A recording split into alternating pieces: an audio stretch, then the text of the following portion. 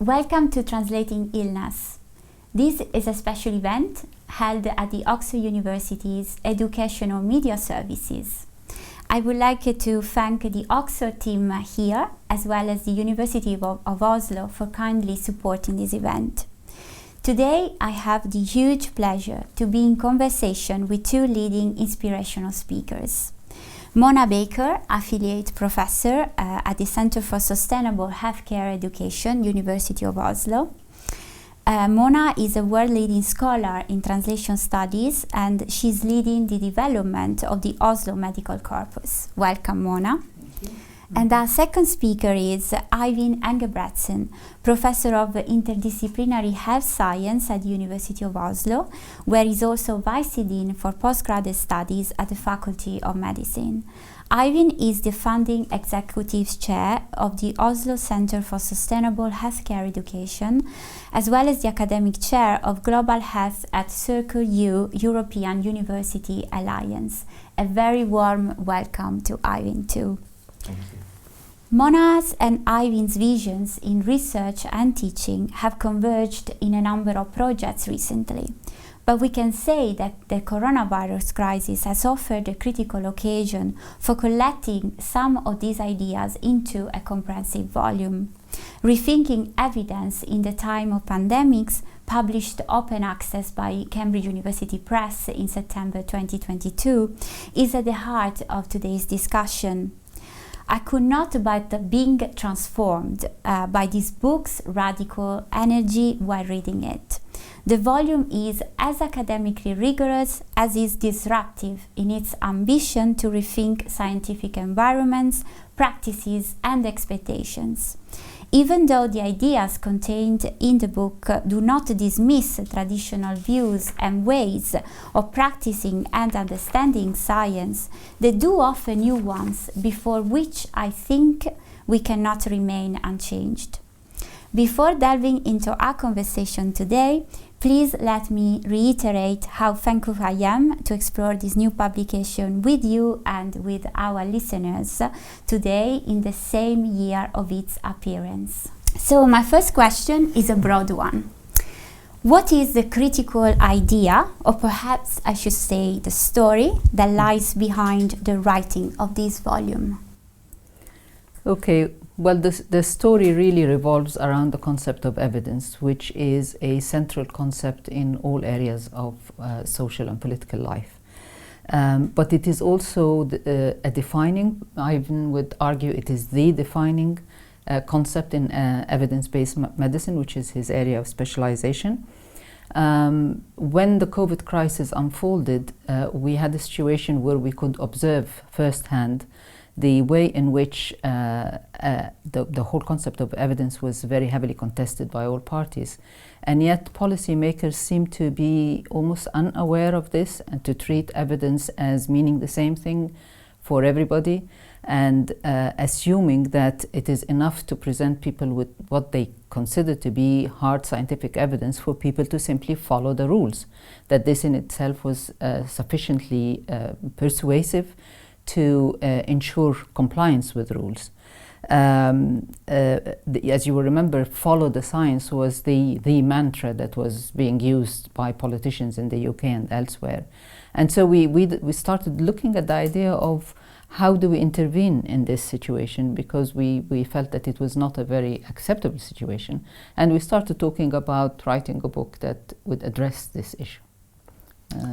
Yes, so I think that the idea behind this was to elaborate a theoretical framework that can allow us to introduce some more nuances into the debate of overall and major areas of contestation, such as lockdowns, such as vaccines and face masks, but still taking COVID-19 merely as a case in point, because our ultimate concern is not really COVID-19, not even the pandemic, or not even exclusively the healthcare setting, but how people act in the world and how we all make sense of this deluge of information and data that we are all confronted with.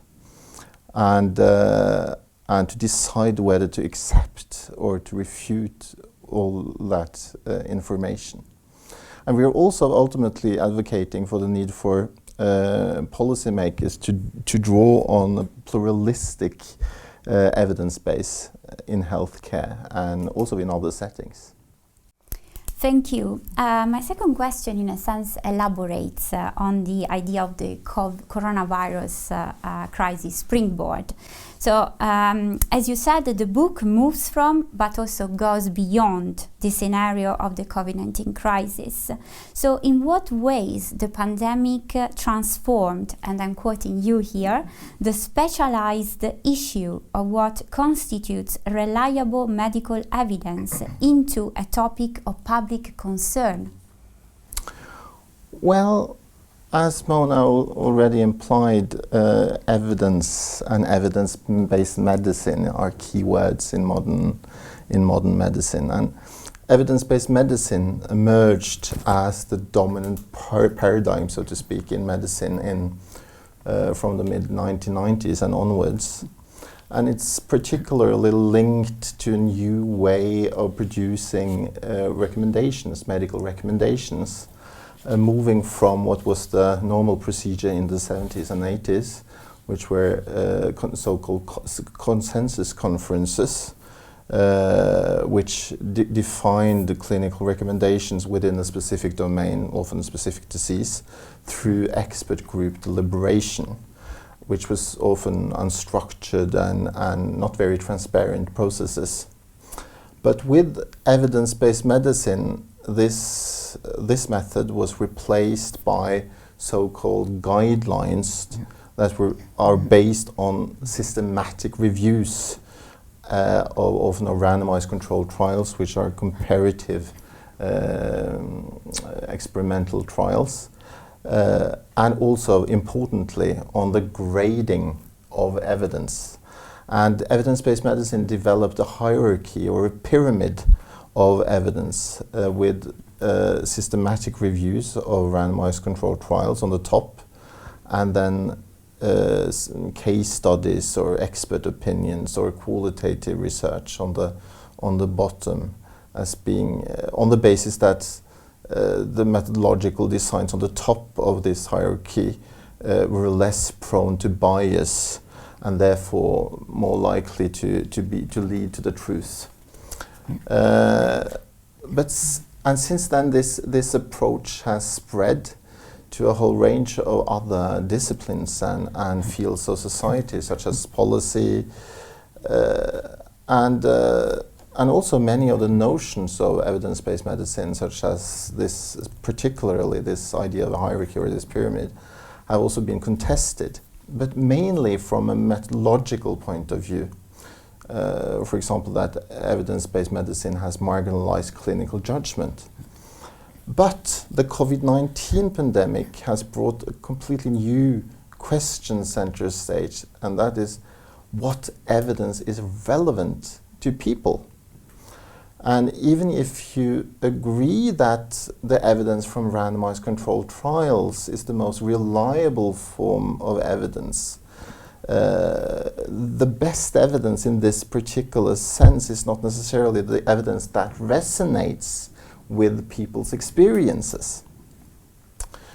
And for example, divergent views on consequences of lockdown policies illustrate this. Whether the harms emphasized in the Great Barrington Declaration, for instance, such as the decline in mental health, cardiovascular problems, decrease in cancer screenings and so on, whether that outweighed the benefits of flattening the curve, that is ultimately a moral question, not a scientific one. So what kind of evidence you are convinced by and how you assess this evidence depends on your values. And I think that the pandemic has made this very clear, at least in a new sense and in a new way. Yes, and still to remain around this question of evidence, to paraphrase Judith Roof's famous book, the poetics of DNA, we may say that scientific discourse has been shaped by a poetics of evidence.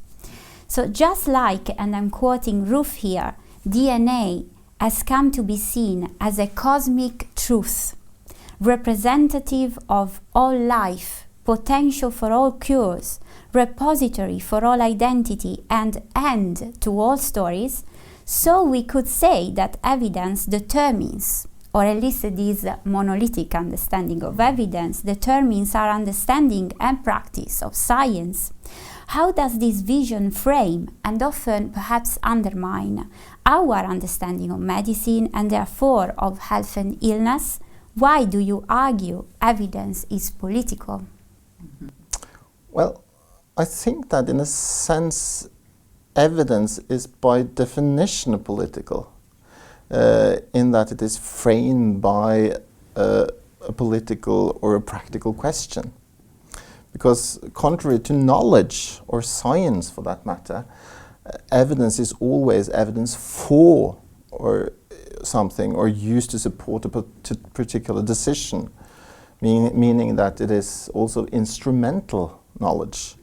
So in that sense, evidence is politically framed, so to speak. And this, I think, becomes particularly problematic when evidence is assumed to be the standard, so to speak, for all kinds of knowledge production, which is the case with the, in my opinion, absurd notion of evidence-based research, which was introduced in the Lancet a few years ago. And I think it is problematic when one scientific, as in your example of the DNA, when one scientific solution becomes the master solution, so to speak, for almost any problem. So that's another aspect of it. Thank you. So we may say then that a master solution in science can be seen also as a master narrative, in a sense. So the pandemic story, or the pandemic narrative, just like most of the stories we tell and listen to, comes with a specific temporal and spatial frame, a drive for sense-making, and the fear of the unknown. Are these features strictly necessary and or always present in a story? In your view, how does a meaningful story look like, and why certain stories appeal more than others? Okay, there's more than one question there. So to start with, I think we would rather speak not of the pandemic story, but we would prefer to speak of open-ended and competing stories of the pandemic, as of any event in the world. There's hardly ever a single story of anything. If there were, we wouldn't have disagreement. We wouldn't have the contestation that we see in every area of social and political life. On the one hand, every narrative of the pandemic or of any other event in the world has to be constituted as a narrative to make sense. So it has to be situated temporally, spatially. It has to have protagonists in relationships with each other and with the temporal moment in order to communicate a sense of implotment that allows people to make moral sense of it, because we don't really listen to stories for the sake of entertainment only. There's always a drive to assess, what is this story telling me? Where do I stand in relation to it? So if this is not constituted in that way, it's not implotted, you can't make sense of it. This is as far as what is presented in narrative form is concerned, because the narrative paradigm really that we work with makes a distinction between the form in which things are presented and narrative as a mode of being. So as far as the form in which things are presented is concerned, you have to have these elements in order for a narrative to function as a narrative. On the other hand, if all you're presented with is undifferentiated chronology, a set of dates, names of battles and so on, or a table with statistical information, for instance, then that is not presented in narrative form. And yet, because we are narrating human beings, our minds cannot make sense of that until we embed it in some kind of narrative. We construct a narrative around it in order to make sense of it. So that's the distinction between the two, and we follow Walter Fisher in making that distinction, and in suggesting that the impetus to turn whatever we are confronted with into, or embed it in some kind of larger narrative that is relevant to us, that is part of human nature, and it's pre-reflective. It's an intuitive mechanism, not something that you work at as when you're trying to construct a narrative specifically. So even the charts that we were presented with constantly during the COVID-19 crisis, as you know, every day we had all these charts and curves and, you know, flattening the curve and so on. Even those in themselves, they are not a narrative, but we had to process them as part of the narrative of COVID-19 in order for them to be meaningful. Now, the question of what makes a narrative meaningful for a given person or a given population, and what makes it appeal to a given person or a given population, is a very difficult one we've tried to grapple with, but we couldn't possibly answer it, and I'm not aware that anyone has answered it actually satisfactorily. But what we try to do in the book is to expand on at least one or two elements of what might make a narrative more appealing to particular communities, because it's not a question of making a narrative more appealing or more meaningful per se in its own right. It's always in relation to people who process it and make sense of it.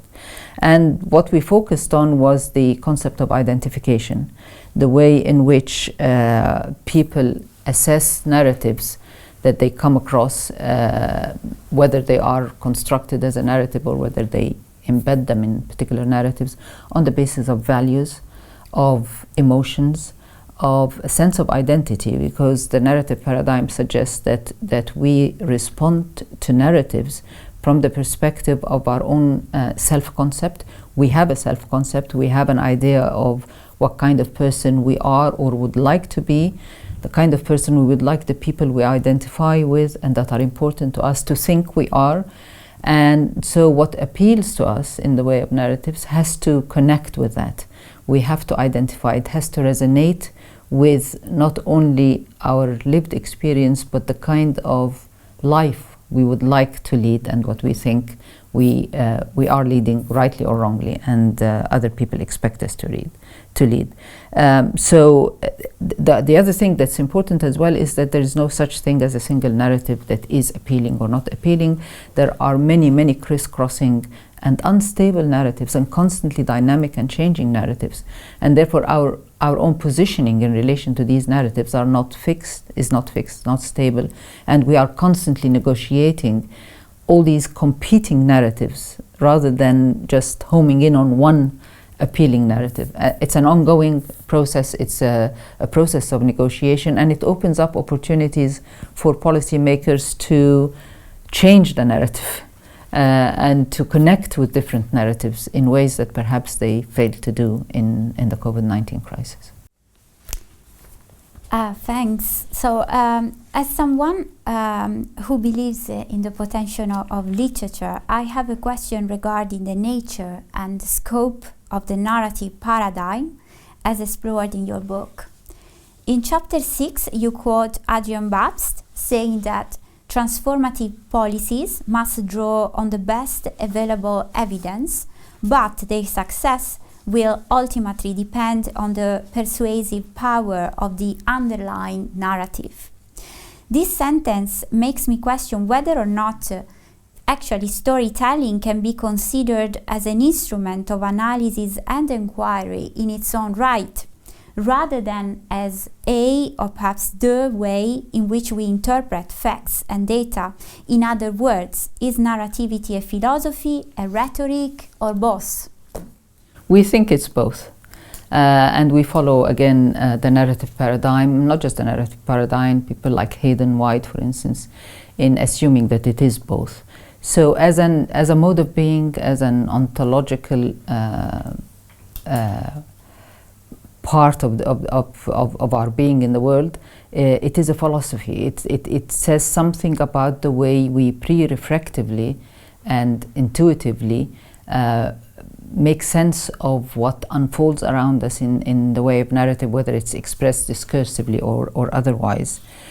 On the other hand, narrative is also a mode of discourse. It is we can talk about it from the perspective of narrative, and we can say what is more effective. Is it something that's presented as a narrative? Is it something that's presented as a pie chart or a visual map of the spread of COVID, for example, across population over time?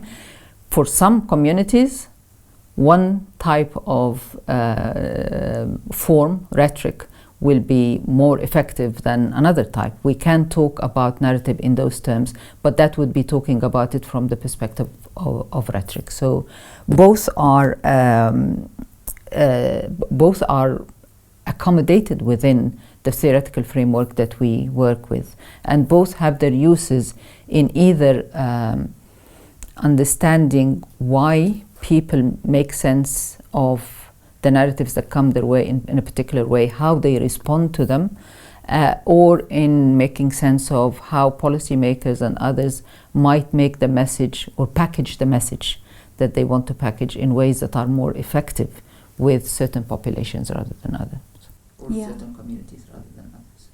Yeah, no, I really like this prismatic idea of storytelling, and I think it's extremely illuminating indeed. And I have a further question on narrativity. Can you explore with us how a narrative approach can foster plural, democratic and creative thinking rather than, as it has been said, perpetrate the sets of ideas in which we already believe? I think that's a very good question, and it is true that Fisher's ideas of identification, like Mona also talked about, and fidelity have been said to somehow foster conservatism by nurturing a set of ideas or understandings that we already believe in, so to speak. But as we also discuss in length in our book, especially in the last chapter, in chapter 6, narrative identification is not achieved simply by engaging with one single narrative, but it also involves mediation between several narratives in an intertextual exchange. And Julia Kristeva's seminal work on intertextuality asserts that any text is constructed as a mosaic of quotations, and that any text is an absorption and transformation of another text. And a narrative can therefore never present a clear and stable meaning, because it embodies societal conflicts and negotiations of a meaning, and in which utterances taken from various whole range of different texts intersect with one another and neutralize one another. And this also suggests that authors and receivers can never control completely the process of communication. They only contribute as mediators between recycled citations, so to speak, and in an ongoing process of textual and intertextual productivity, which is the use that Kristeva uses, productivity as productivity, the text, productivity as a text. Narrative identification, what we claim in our book is that narrative identification likewise evolves through a process of attending to an inter-narrative productivity in this sense, rather than dwelling within a particular singular narrative. And in this, we believe, lies a potential for creative and democratic change. I think also the narrative paradigm is democratic in that it recognizes the ability of everybody to reason. Different kinds of reasoning, but we are all born reasoning beings because we all process narratives and make sense of them. And that is irrespective of our level of education or social class or whatever. It recognizes that. Although Fisher also acknowledges that education can enhance our abilities to assess narratives critically, but basically we are born with the ability to reason and to make sense of the narratives that come our way. And in a way, society recognizes this already. I mean, we are all allowed to, not only allowed, we are expected to vote, irrespective of our level of education or social class, and from a very early age. We are all, at least in this society, we may all be called upon to act as part of a jury to judge, make decisions that affect people's lives, and that doesn't depend on our education or social class. So in a sense, society already recognizes this, but only up to a point, whereas the narrative paradigm makes it a basic requirement of understanding how people reason and how people make sense of the world. It acknowledges their ability to do so irrespective of level of expertise. And it's also actually worth, I think, noting that outside the control context of an experiment or a randomized control trials, practical problems become the focal point for competing expert stories that address also an issue from different angles, which means that no expert can have a final say in determining the credibility of a given story. There is no story that ends all storytelling. So the questions of whether or not to impose a lockdown or make vaccination mandatory, for instance, might be framed very differently from the point of view of different experts, such as immunologists, psychiatrists, sociologists, and so on. So non-experts and the public have to decide whose point of view is relevant within a specific context and which one of this whole range of competing stories they should believe in and accept as the basis for their action. And such a democratic understanding of the open-endedness, so to speak, of narratives and the inherent narrative rationality of all human beings is a prerequisite to elaborating effective narratives that can enhance the reception of medical knowledge and all other types of knowledge that circulate in society. Yes, and I would like to link these ideas of democracy, pluralism, and this mosaic of voices and texts to the idea of translation. David Cayley suggests that viewing science as a monolith disables it, turns it into a pompous oracle that speaks in a single mighty voice, and at the same time cripples policy. So to me, this vision of science fails to acknowledge its many cultures and languages. Do you think that translation and translation studies can help us navigate the often competing narratives of science and politics, and if so, how? What kind of languages do we need to reduce, as you say, some of the sources of resistance and misunderstanding that continue to plague public communication during critical events such as pandemics? I think it depends very much on what concept of translation you work with and what strand or strands of translation studies you appeal to. As you know, the translation studies is a huge area now, and with many different positions relating to the role of translation in society. My own take on translation is that it is an instance of re-narration or retelling, and as such it it is integral to the way we construct the world around us. Translators, like other narrators, contribute to the shaping the stock of narratives that make up our social world. So translation intervenes in renegotiating the narratives that are already circulating, but also it can introduce new narratives that challenge those that are already in circulation in a given society. It can make our world more diverse, or it can reinforce the mainstream narratives in our social context. As we argue in the final chapter of our book, and as part of our critique of Fisher's narrative paradigm, because we don't just take it as it is, we actually critique it and we try to adapt it to our purposes. As we argue there, any responsible theory of narrative must make space for challenging the audience's assumptions and their existing narrative take on the world. It cannot simply reinforce what is there, and that's a tendency in Fisher's paradigm that has been already criticized by other scholars.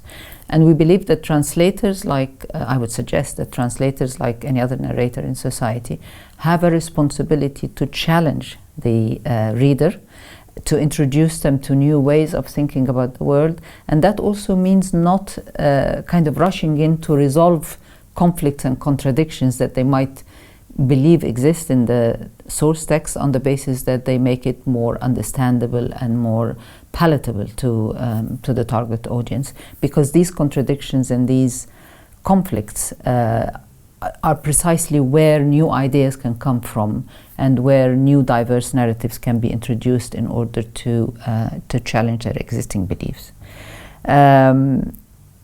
So translators, like other narrators, have a responsibility to reveal creative possibilities that are in the text. That's part of translating a text that they're already translating, but they also have a responsibility to seek out, as many volunteer translators do in particular areas of social and political life, to seek out alternative texts, not necessarily as a paid job. Translation is not only about making a professional living, and many translators do seek out alternative narratives and make them available to audiences in order to change their narrative take on the world.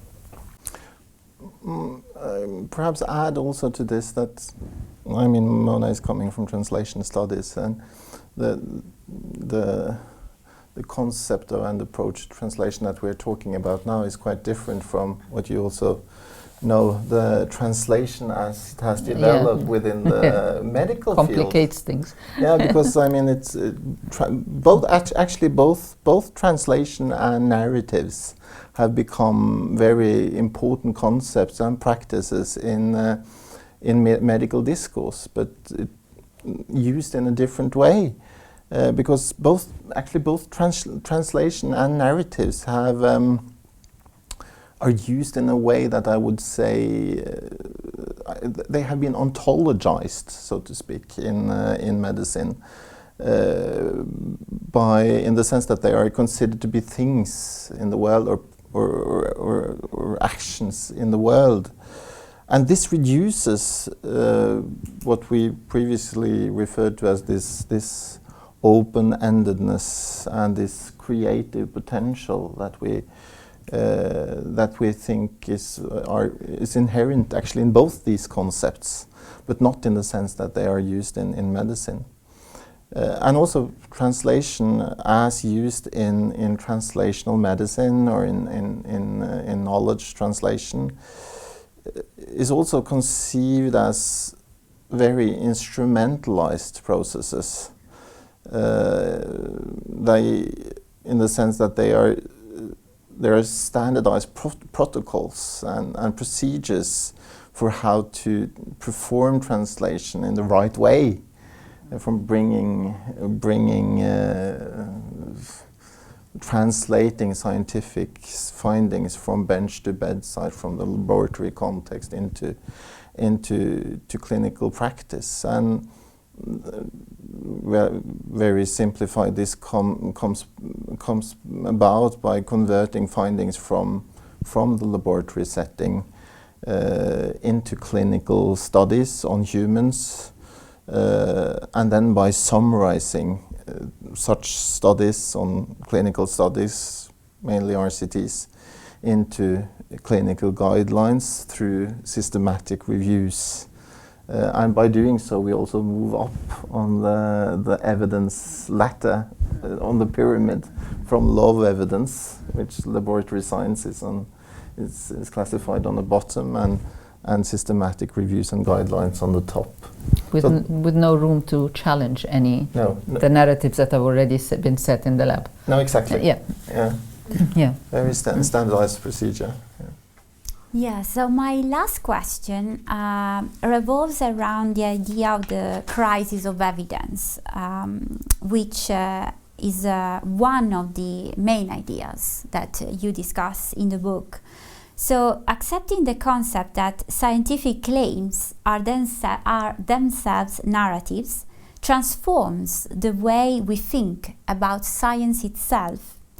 Does such a thing like an objective scientific fact really exist?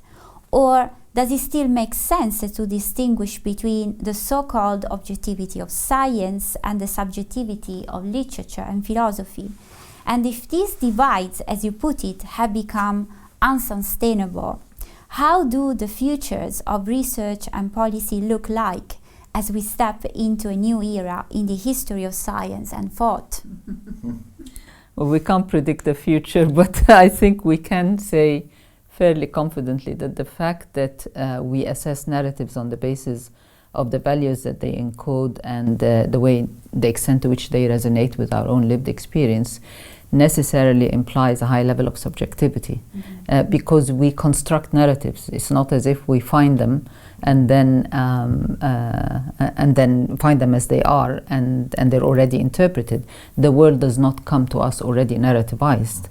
We make narratives out of it, and so the subjectivity, that level of subjectivity, is simply unavoidable.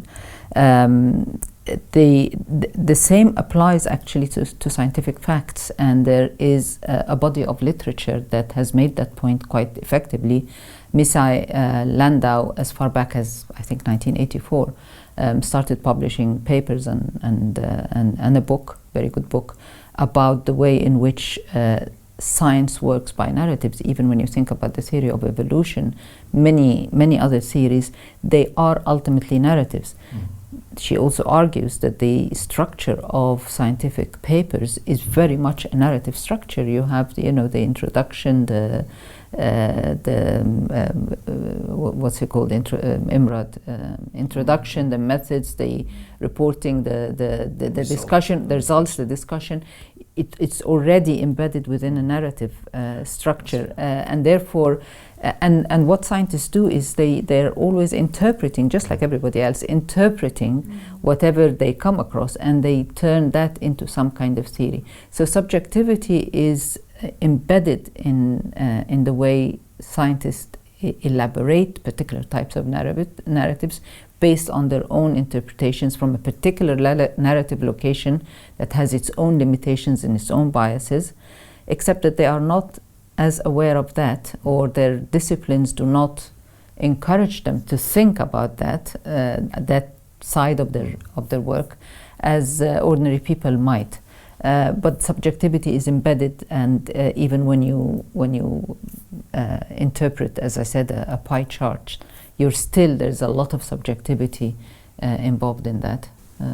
I think Eivind would agree. I really agree. I think that's a very, very important point, actually, that scientists are interpreters, and that is not very often emphasized.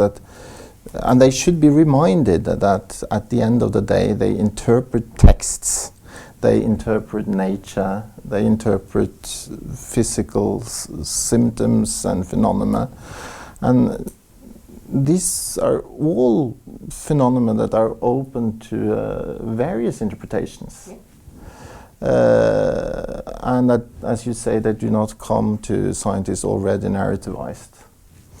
So perhaps that literary methods of analysis can can sensitize scientists to this interpretive, imaginative dimension of scientific and more specifically medical work. Thank you so much, Eivind and Mona, for discussing your work, which lucidly and daringly points to new forms of science, policy and collectivity. And as this conversation has revealed to us, this is a book that impacts our ways of communicating medical information, creating hierarchies of knowledge, believing in these and other hierarchies, and envisioning progress itself. I hope that our conversation today will help us as citizens, first of all, to recognize the importance of creative thinking and practices, both validated by and transcending reason, as we care for and try to improve the well-being of our society and the planet. Thank you for listening.